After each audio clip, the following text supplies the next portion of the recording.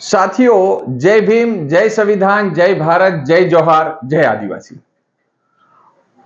હવે આજકાલ ફેશન થઈ ગઈ છે આવી વાત કેન્દ્રીય ગૃહમંત્રી રાજ્યસભામાં બોલી રહ્યા છે, જે ડોક્ટર બાબા સાહેબ આંબેડકરનું અપમાનજનક જે એમણે જે ભાષણ આપ્યું, એટલે કે આજકાલ ફેશન થઈ ગઈ છે આંબેડકર આંબેડકર આંબેડકર, અને આવી જ રીતનું નામ જો કોઈ ભગવાનનું લે તો 7 પેઢી સુધી, યાની કે 7 જન્મ સુધી એ માણસને સ્વર્ગ મળી જાય। હવે ભાઈ આ માણસ ક્યારે સ્વર્ગ જઈ આવ્યા છે? આનું સ્વર્ગનું સર્ટિફિકેટ આને કોણે આપ્યું છે?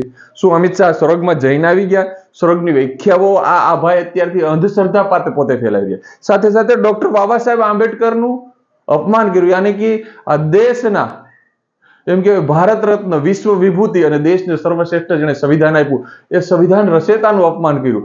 પૂરા ભારતનું અપમાન કરનાર આ વ્યક્તિ સામે ખરેખર એક એફઆઈઆર દર્જ થવી જોઈએ।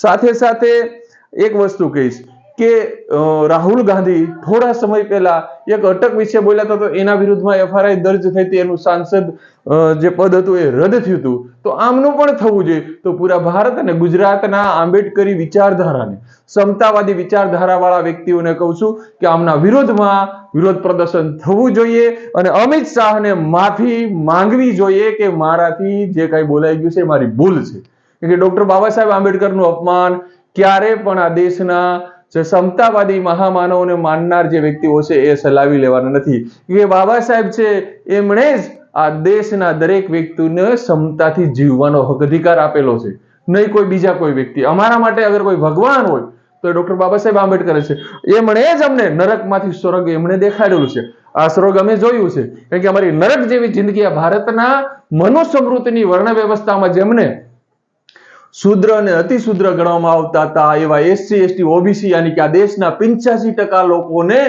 નરકમાંથી સ્વર્ગ અગર કોઈ દેખાડ્યું હોય, આ સારી જિંદગી જીવવાનો હક આપ્યો હોય તો ડોક્ટર બાબા સાહેબ આંબેડકરે આપ્યો છે।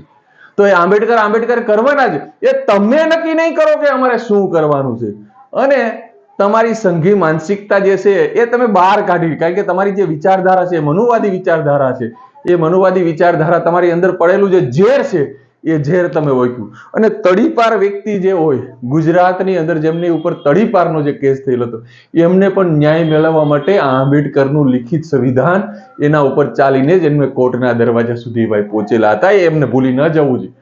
સાથે સાથે ગુજરાતભરના તમામ આંબેડકરી વિચારધારા વાળા વ્યક્તિઓને કહું છું કે પૂરા ગુજરાતની અંદર આમનો વિરોધ થવો જ જોઈએ। સંવિધાનના દાયરામાં રહે દરેક જિલ્લાની અંદર આવેદનો અપાવવા જોઈએ, દરેક પોલીસ સ્ટેશનોની અંદર આના વિરુદ્ધમાં અરજી થવી જોઈએ, ગુજરાતના ડીજી સુધી મેલ કરીને અરજી આપવી જોઈએ, અને સાથે સાથે પૂરા ભારતની અંદર વિરોધ પ્રદર્શન જે થઈ રહ્યું છે, હાલ 2 દિવસ સુધી સંસદ અને રાજ્યસભાનું સત્ર સ્થગિત કરવામાં આવેલું છે। ધ્યાન રાખજો, હજી એ જ થયું છે ક્યાંક ને ક્યાંક।